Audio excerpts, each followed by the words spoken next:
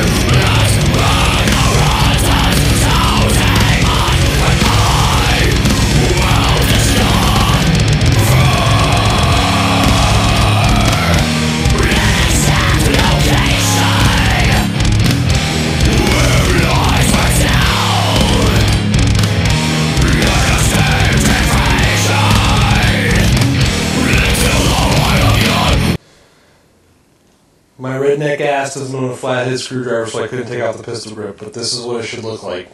Areas that aren't going to be painted, even right down to the tip of the barrel. Stupid focus. Should have something stuffed in the end. But yeah, all the items are going to be painted.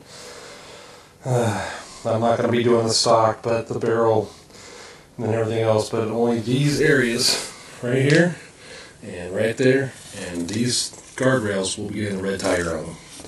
Alrighty, time to cut the stencils. Yeah. This is the stencil that I'm going to use for the actual Red Tiger. I printed it offline, and I'm going to basically, that's it. I cut it out with a stencil, and that's it. Okay, so basically we're going to start off with our camouflage flat black, which is really what you want. We're going to start off with the magazines.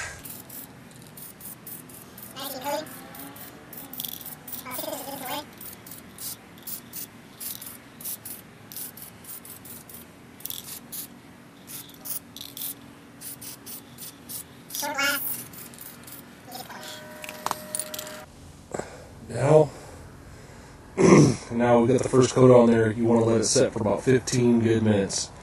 15-20 until you don't see any tackiness left. And you want to flip everything over and repeat the process. Alright. And make sure to turn everything over as aforementioned.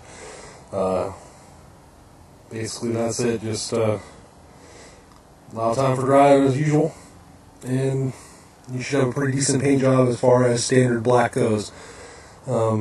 If you decide to take the red, any of the paint off that you put on for camouflage, make sure not to use paint stripper. I'm pretty sure there are other products out there that can take it off without damaging the finish of the gun.